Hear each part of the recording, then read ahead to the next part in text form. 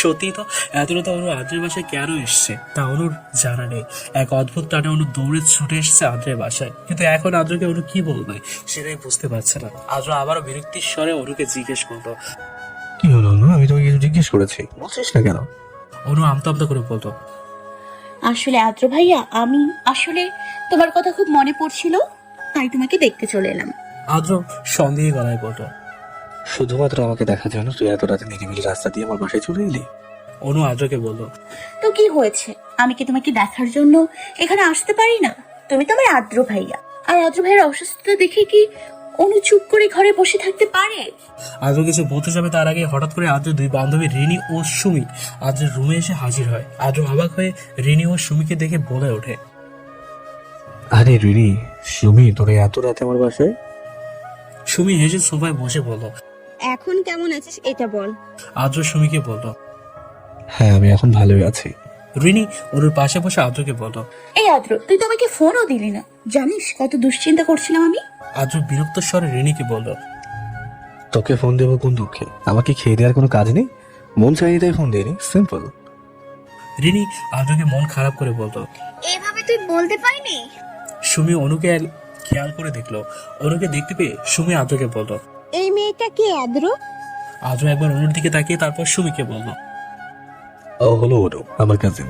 তোদের মতোই আমি অসুস্থ জেনে আমাকে এত রাতে একা একা দেখতে চলে এসেছে। পাগলি মেয়ে একটা। সুমি কিচ্ছু বলল না। রিনি বলে উঠল, বাহ, এত ছোট মেয়ে কিনা তার কাজিনকে দেখার জন্য একা একা রাতে চলে এলো। এই অনু আদ্রকে ভালোবাসে নাকি? আমার তো মনে হচ্ছে। অনু কি বলবে কিছু বুঝতে পারছে না, তবুও অনু রিনিকে বলল, আপু, আদ্র ভাইয়া শুধু আমার কাজিন, তেমন কিছু না, তুমি একটু বেশি ভাবছো। অনুর কথাটা আদ্রের কাছে ভালো লাগছে না, ভালো লাগলো না। আদ্র বিছানা চাদর খামচে ধরে রগের দৃষ্টিতে অনুর দিকে তাকিয়ে রইল। আদ্র মনে মনে বলল, আমি জাস্ট তোর কাজিন, আর কিছু হয় না তোর? তুই এটা বলতে পারলি অনু? সুমি সোফায় বসা থেকে উঠে এসে আদ্র একদম কাছে চলে এসে আদ্রের কপালে হাত দিতে গেলে আদ্র রেগে সুমিকে বলল, একদম আমার গায়ে হাত দেওয়ার চেষ্টা করবি না সুমি, দূরে গিয়ে দাঁড়া। সুমি আদ্রের ব্যবহারে অবাক হলো। সুমি আদ্রের দিকে মন খারাপ করে তাকিয়ে বলে উঠল, তোর জ্বর কমেছে কিনা একটু দেখতে চেয়েছিলাম, এমন করছিস কেন? আদ্র বিরক্ত হয়ে সুমিকে বলল। তো দেখা লাগবে না, আমি ঠিক আছি। সুমি মন খারাপ করে আবারও সোফায় বসে পড়ল। অনু ওদের সাথে আদ্রের করা ব্যবহারে খারাপ লাগলো, কেন যেন আবার খুশিও হচ্ছে। অনু মনে মনে ভাবছে, যাক, অব্র ভাইয়াকে অনু ছাড়া আর কেউ ছুতে পারে না। এদিক দিয়ে অনুর আদ্র ভাইয়াকে ভালো লেগেছে। অনু রিনির পাশে বসে আছে, তাই রিনির ভালো লাগছে না। আবার ওদের ধমক খেতে দেখে অনু খুব মজা নিচ্ছে। এটা রিনি বেশ ভালোই বুঝতে পারছে, তাই রিনি অনুকে বলল, অনু, তুমি এখন এই রুম থেকে চলে যাও, আমরা আদ্রের সাথে একটু কথা বলবো। সুমি ও রিনির সাথে সাথে বলল। হ্যাঁ অনু, তুমি এখন যাও। রিনি ও সুমির কথা শুনে অনুর মন খারাপ হয়ে গেল। আদ্র অনুর দিকে তাকিয়ে আছে। রিনি ও সুমির দিকে তাকিয়ে অনু মন খারাপ করে বলল, আমাকে কেন চলে যেতে হবে? আমি এখানে বসি। সুমি অনুকে বলল, তুমি এখানে থেকে আর কি করবে অনু? আমরা বন্ধুরা কথা বলবো। তুমি ছোট মানুষ, তাই তো বললাম রুম থেকে চলে যেতে। আদ্রের মেজাজ গরম হয়ে গেল। আদ্র রেগে সুমি ও রিনির দিকে তাকিয়ে বলল, অনু রুম থেকে কোথাও যাবে না, গেলে তোরা যাবি। বের হয়ে যা আমার রুম থেকে। আদ্রের ব্যবহারে রিনি ও সুমি রেগে গেল। রিনি রেগে গিয়ে বলল, আদ্র, তুই কিন্তু এবার আমাদের অপমান করছিস। আমরা তোর বন্ধু হই, তুই কি ভুলে যাচ্ছিস? সুমি আদ্রকে বলল, অনুর জন্য তুই আমাদের চলে যেতে বলতে পারলি? আদ্র, এমন করছিস কেন তুই? আদ্র রাগান্বিত দৃষ্টিতে শক্ত গলায় রেগে বলল, তোরা দুজন আমার রুম থেকে এই মুহূর্তে বেরিয়ে যাবি। তোদের সাহস হয় কি করে অনুকে রুম থেকে বেরিয়ে যেতে বলার? এক্ষুনি রুম থেকে বের হবি তোরা। রিনি ও সুমি কান্না করে দেবে এমন একটা অবস্থা। তারা আর এক মুহূর্ত আদ্রের রুমে না দাঁড়িয়ে চলে গেল সেখান থেকে। অনু মন খারাপ করে আদ্রকে বলল, আপুরা খুব কষ্ট পেয়েছে আদ্র ভাইয়া, তুমি ওদের অত না বকলেও পারতে। আদ্র রাগে দৃষ্টিতে তাকিয়ে অনুকে রেগে বলল, ওদের জন্য তোরা এত দরদ না দেখানো হবে অনু, ওরা তোকে অপমান করছিল। অনু আদ্রকে বলল, কই আমাকে অপমান করছিল? আমি না বুঝতে পারছি না, কি করে অপমান করলো? আদ্র রাগে ভাব নিয়ে বলল, বড্ড বেশি কথা বলিস অনু তুই।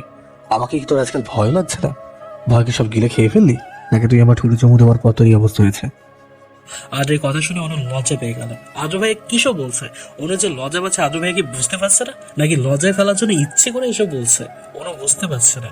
অনু তাড়াতাড়ি আদ্রকে বলল, আদ্র ভাইয়া তুমি কি সব বলছো? আমি এখন বাসায় চলে যাচ্ছি। অনু বিছানা থেকে উঠে দাঁড়িয়ে চলেই যাচ্ছিল। আদ্র অনুর হাত চেপে ধরে বলল, একা একা আমি তোকে কোথাও যেতে দেবো না, তোকে আমি বাসায় পৌঁছে দেবো। অনু আদ্রের চোখের দিকে তাকিয়ে বলল, আমি একা যেতে পারবো আদ্র ভাইয়া? তোমার শরীরে জ্বর, তার উপর আবার ঠান্ডা বাঁধিয়ে ফেলেছো, তোমার কষ্ট করে যেতে হবে না। আদ্র রাগের দাঁতে দাঁত চেপে বলে উঠল, এখন কিন্তু তুই আমার হাতে মার খাবি অনু, মুখে মুখে বেশি তর্ক আমার ভালো লাগে না একদমই। অনু মন খারাপ করে আদ্রের দিকে তাকালো। আদ্র অনুকে নিয়ে ড্রয়িং রুমে পৌঁছালো। আদ্রের বাবা আনোয়ার হোসেন সবাই বসে টিভি দেখছিলেন, সাথে আদ্রের মা রেহানা পারভিনও বসে আছে। আনোয়ার হোসেন আদ্রকে থেকে জিজ্ঞেস করতো, আদ্র, তুমি রুম থেকে বের হয়েছো কেন? আদ্র আনোয়ার হোসেনকে বলল। বাবা আমি অনুকে বাসায় পৌঁছে দেবো। আনোয়ার হোসেন আদ্রকে বলল, আমি অনুমাকে বাসায় পৌঁছে দিচ্ছি, তুমি রুমে বিশ্রাম নাও আদ্র। অনুও তাল মিলিয়ে বলল, হ্যাঁ, আমি খালুর সাথে বাসায় যাচ্ছি। আদ্র ভাইয়া তোমাকে যাওয়া লাগবে না। আদ্র অনুকে ধমক দিয়ে বলল। তুই চুপ থাকতো। আদ্রের বাবা বলল, আদ্র, অনুকে ধমকাচ্ছ কেন? অনু তো ঠিক কথাই বলেছে, আমি তো এতে রাগের কিছু দেখছি না। আদ্র তার বাবাকে বলল, বাবা আমি অনুকে বাসায় দিয়ে আসবো, মানে আমি দিয়ে আসবো। রাত 11টা বাজে, রাস্তাঘাট বেশি ভালো না, তোমাকে যেতে হবে না। রাস্তায় গুন্ডার অভাব নেই, বিপদ হতে পারে। আদ্রের বাবা ছেলের সাথে কথায় পেরে উঠবে না, তাই তিনি বলে উঠলেন। আচ্ছা ঠিক আছে, যাও। আদ্রের মা রেহানা পারভিন অনুকে বলল। আবার এসো অনু। অনু এসে আদ্রের মাকে বলল। আচ্ছা খালামণি। আদ্র বিরক্ত হয়ে অনুকে বলল। হয়েছে নাটক করা, এই অনু এবার চল। অনু মন খারাপ করে আদ্রের সাথে বাসা থেকে বের হলো। হাঁটার মাঝখানে আদ্র অনুর হাত শক্ত করে চেপে ধরলো। অনু প্রথমে ভয়ে কেঁপে উঠলেও আদ্র হাত ধরেছে দেখে আর কিচ্ছু বললো না। আদ্র অনুর হাত ধরে রেখেছে দেখে অনুর কেন যেন খুব ভালো লাগছে। অদ্ভুত অনুভূতি মনের মধ্যে কাজ করছে। অনু একবার আদ্রের দিকে তাকালো। রাগে রাগে দৃষ্টি নিয়ে অনুকে সাথে করে সামনে হেঁটে চলেছে আদ্র। অনু মুচকি হাসলো। আদ্র অনুর দিকে তাকিয়ে দেখলো অনু হাসছে। আদ্র চোখ পাকিয়ে অনুকে বলল, ভেটকি মাছের মতো এত ভ্যাট খাচ্ছিস কেন অনু? আদ্রের কথা শুনে অনুর হাসি উড়ে গেল। অনু আদ্রের হাত থেকে নিজের হাত ছাড়ানোর চেষ্টা করলো, কিন্তু আদ্র অনুর হাত শক্ত করে চেপে ধরে বলতো, হাত ছাড়ানোর চেষ্টা করলে তোর হাত আমি ভেঙে ফেলবো। আদ্রের ধমক খেয়ে অনু চুপ করে রইল। আদ্রের হাতের মধ্যে আবদ্ধ করা অনু নিজের হাতটি অনু আর ছাড়ানোর চেষ্টা করলো না। এভাবে হাঁটতে লাগলো দুজনে। সামনে নিরিবিলি রাস্তা। এই রাস্তায় রাতের বেলা মাঝে মাঝে গুন্ডারা বসে থাকে। আজকেও কিছু গুন্ডারা আড্ডা দিচ্ছিল। অনু গুন্ডগুলোকে দেখে আদ্রের হাত আরো শক্ত করে চেপে ধরলো। আদ্র বুঝতে পারছে অনু ভয় পাচ্ছে, তাই অনুকে আদ্র শান্ত স্বরে বলতো, ভয় পাস না অনু, আমি তোর সাথে আছি। অনু আস্তে করে আদ্রকে বলল, গুন্ডাগুলো তো ওই সময় ছিল না, এখন কোথা থেকে আসলো আদ্র ভাইয়া? আমি বুঝতে পারছি না। আদ্র অনুর কথায় বিরক্ত হয়ে বলল, গুন্ডাদের ডানা আছে বুঝলি অনু, তাই গুন্ডাগুলো ডানা মেলে উড়ে এসেছে তোকে আপ্যায়ন করার জন্য। তুই ওদের গেস্ট। অনু ভয় পাওয়া দৃষ্টিতে আদ্রের দিকে তাকিয়ে বলল। এসব তুমি কি বলছো আদ্র ভাইয়া? আদ্র একটু মুচকি হেসে অনুকে বলল। আরে ঠিকই তো বললাম। আদ্রের কথা অনুর ভালো লাগলো না। অনু খেয়াল করে দেখলো গুন্ডাগুলো অনুর দিকে কেমন লোভী দৃষ্টিতে, লোভাত দৃষ্টিতে তাকিয়ে আছে। অনুর দিকে গুন্ডাগুলো বাজে নজর দিচ্ছে। অনু আদ্রের হাত চেপে ধরে নিজের চোখ বন্ধ করে চুপচাপ হেঁটে চললো। নিরিবিলি গলির রাস্তা পার হওয়ার পর অনুর মনটা হালকা হলো। যাক, গুন্ডাগুলো অনুর সাথে আদ্রকে দেখে ঝামেলা করেনি। আকাশে মেঘ জমেছে। অনেকক্ষণ ধরে অনু লক্ষ্য করে দেখছে, যে কোনো মুহূর্তে বৃষ্টি নামে মনে হচ্ছে। আদ্র ভাইয়ের জ্বর, এই এত রাতে আবার আদ্র ভাইয়া বৃষ্টিতে ভিজলে কি হবে? অনু আদ্রকে বলল। আদ্র ভাইয়া আকাশের দিকে তাকিয়ে দেখো, মেঘ জমেছে, যে কোনো সময় বৃষ্টি নামবে। আদ্র গভীর স্বরে অনুকে বলল। তো কি হয়েছে? হ্যাঁ, অনু মন খারাপ করে আদ্রকে বলল, তোমার এমনিতেই জ্বর, এখন বৃষ্টি নামলে কি হবে বুঝতে পারছো? তোমার অবস্থা আরো খারাপ হয়ে যাবে। আমি চাই না তুমি আবারও অসুস্থ হও। আদ্র রাগের দৃষ্টিতে অনুর দিকে তাকিয়ে বলল।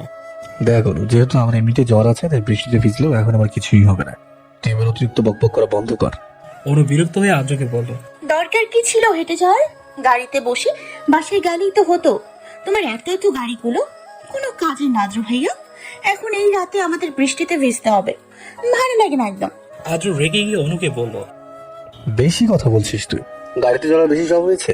আমি ইচ্ছে করে তোকে আমার গাড়িতে উঠাইনি। হেঁটে বাসা যাবি, হাঁটাহাঁটি করা শরীরের জন্য ভালো। অনু মুখ গুমট করে অন্যদিকে তাকিয়ে বলল। ইচ্ছে করে গাড়ি আনোনি, ভালো কথা, কিন্তু আমার জন্য হাঁটা ভালো হলেও তোমার জন্য এখন হাঁটাহাঁটি করাটা খুব ক্ষতিকর হবে আদ্র ভাইয়া। তুমি আরো কঠিন জ্বর ঠান্ডা বাঁধিয়ে বসবে। আদ্র অনুকে গম্ভীর স্বরে বলল, তাতে আমার কিছু যায় আসে না হলো, যদি জল ঠান্ডা আরো হয় তবে হোক। আদ্রের কথায় অনু মন খারাপ করে হাঁটতে লাগলো।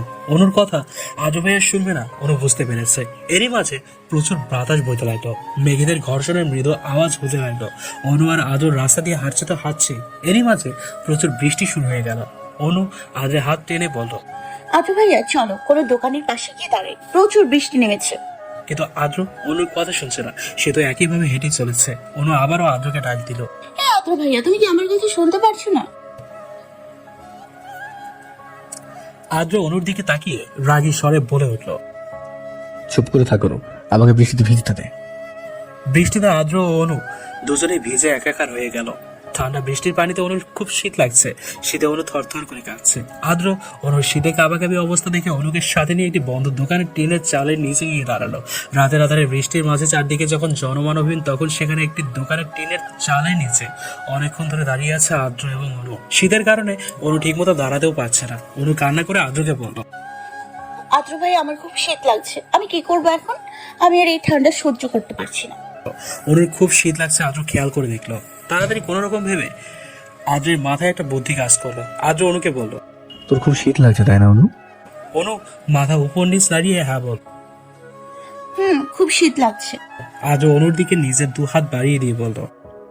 তাহলে আমাকে জড়িয়ে ধর। অনু অবাক হয়ে আদ্রকে বলল। তোমাকে জড়িয়ে ধরবো মানে?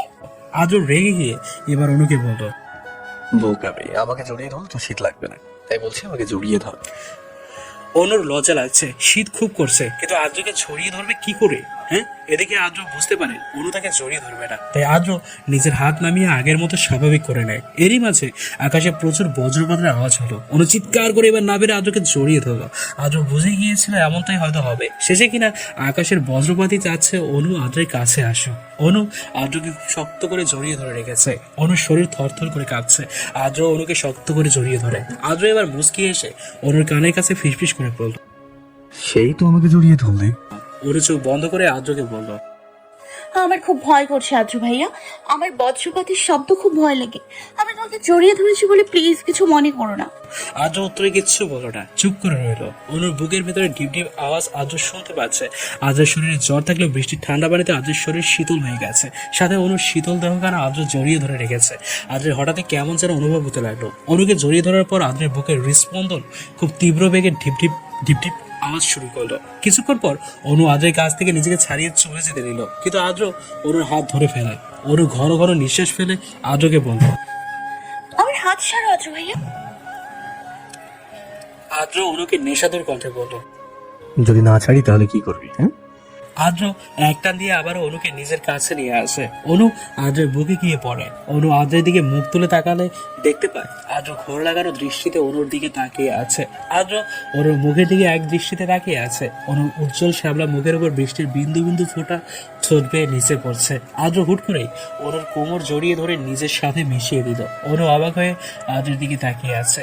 অনু আদ্রকে ভয় পেয়ে বলল, আদ্র ভাই আমাকে ছাড়ো। আদ্রের কোনো হুঁশ নেই। আদ্র অনুর ঠোঁটের দিকে এগিয়ে যেতে লাগলো। আলাদা অনুভূতি অনুর মাঝেও ঘিরে বসেছে। অনু চোখ বন্ধ করে নিল। অনু আদ্রের কাছ থেকে নিজেকে ছাড়াতে মন চাইলো, পারছে না। শীত ও ভয়ে অনু বরফের মতো দাঁড়িয়ে আছে। আদ্র অনুর ঠোঁটের একদম কাছে চলে এসে শেষ পর্যন্ত আদ্র নিজের ঠোঁট অনুর ঠোঁটের মাঝে ডুবিয়ে দেয়।